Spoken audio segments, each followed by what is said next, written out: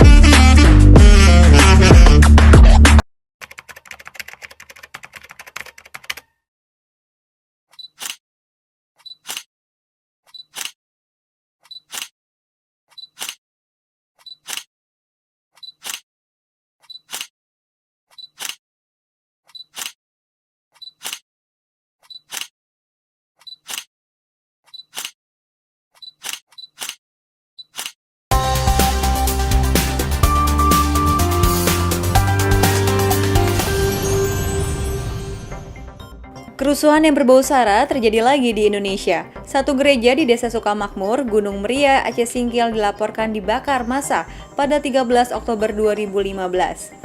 Isu sara di Indonesia memang sangat sensitif, terbukti dengan seringnya terjadi konflik berlatar belakang agama selama 4 tahun terakhir. Berikut rangkuman Tempo Channel mengenai konflik yang berbau sara di Indonesia dalam kurun waktu 4 tahun.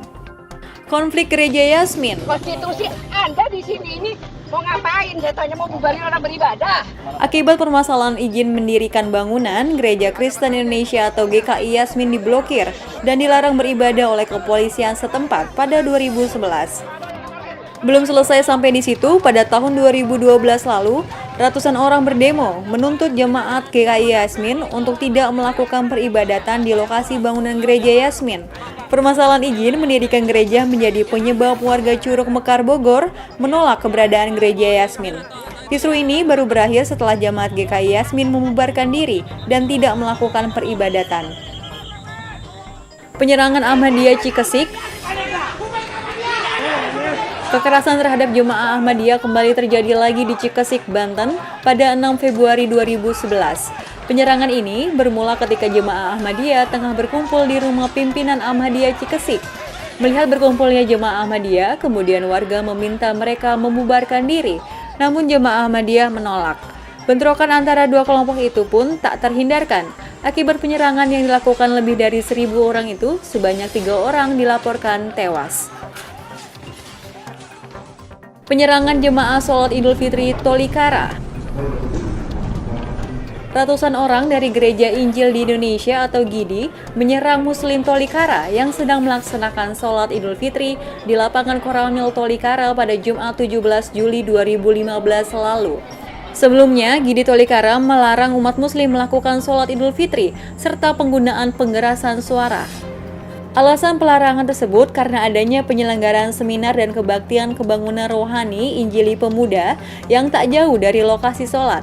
Akibat penyerangan itu, sebanyak 11 warga terluka dan 1 warga tewas. Selain itu, 6 rumah, belasan kios, dan 1 musola terbakar. Pembakaran gereja Aceh Singkil. Pada 13 Oktober 2015, 2 kelompok warga terlibat bentrokan di Desa Sukamakmur, Kabupaten Aceh Singkil. Berawal dari kesepakatan antara pemerintah daerah dengan masyarakat soal penertiban 21 gereja yang tidak berizin, ratusan orang mendatangi gereja HKI, kemudian membakarnya. Akibatnya 2 orang tewas dalam bentrokan ini.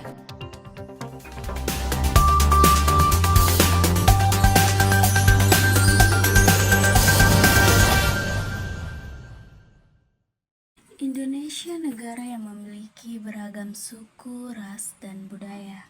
Karena keberagaman itulah kita harus bisa menghargai sebuah perbedaan, saling menghargai satu sama lain tanpa melihat suku, bangsa, agama, ras, serta budaya. Meskipun penuh dengan keberagaman, Indonesia tetap satu sesuai dengan semboyannya, Bhinneka Tunggal Ika, yang artinya berbeda-beda tetap satu.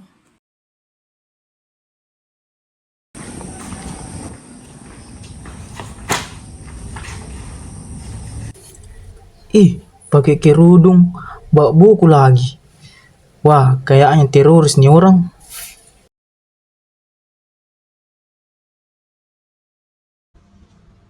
Teman-teman, alangkah baiknya kapang sebelum kita belajar, kita mulai dulu dengan doa, biar dilancarkan dan dimudahkan Ki.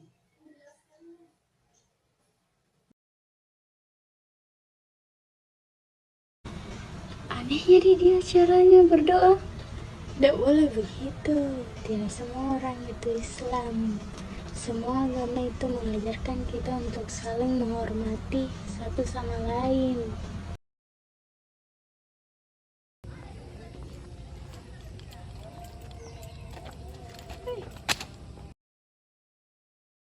Iya, astaga, sorry kak, ndak kuliah ki.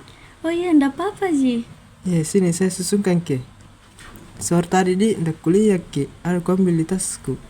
Tabe. Minta maaf kak di. Iya, makasih ya. Nilai yang dapat kita ambil dari simulasi tadi yaitu jika kalian ingin dihargai, maka berperilakulah sebagaimana kamu ingin dihargai. Tidak usah pandang suku, ras, agama, serta budaya.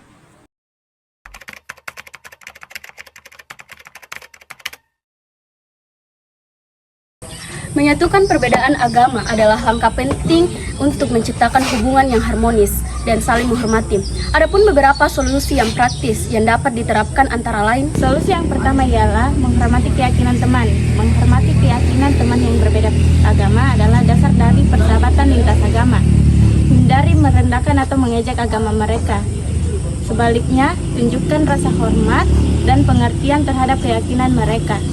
Ini akan menciptakan suasana saling menghargai dan memperkuat hubungan antar persahabatan. Baik, yang kedua adalah membangun komunikasi yang terbuka dan empatik. Berkomunikasi dengan teman yang berbeda agama memerlukan sikap yang terbuka dan empatik. Gunakan bahasa yang netral dan hindari istilah-istilah yang hanya relevan bagi agama tertentu. Dengarkan dengan seksama pandangan mereka tanpa menghakimi dan hindari membuat asumsi tentang keyakinan mereka. Yang ketiga, menghindari diskusi sensitif yang memicu konflik. Diskusi tentang agama dapat menjadi sensitif dan berpotensi memicu konflik. Hindari memaksakan pandangan atau memicu perdebatan tentang perdebatan keyakinan. Sebaliknya, fokuslah pada nilai-nilai bersama seperti kasih sayang, kejujuran, dan keadilan. Yang keempat, menghargai waktu dan ritual ibadah teman. Setiap agama memiliki waktu dan ritual ibadah yang penting. Hargai waktu ibadah teman dengan tidak mengganggu mereka saat menjalankan ibadah.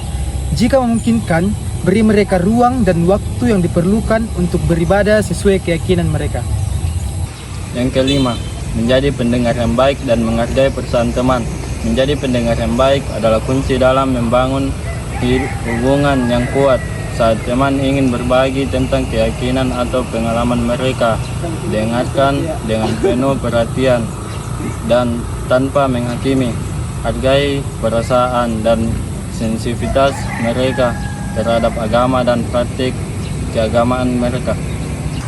Jadi kesimpulan dari materi kelompok kami yaitu dengan menerapkan solusi-solusi di atas, kita dapat menciptakan lingkungan pertemanan yang inklusif dan harmonis, di mana perbedaan agama dihargai sebagai kekayaan yang memperkaya hubungan antara individu.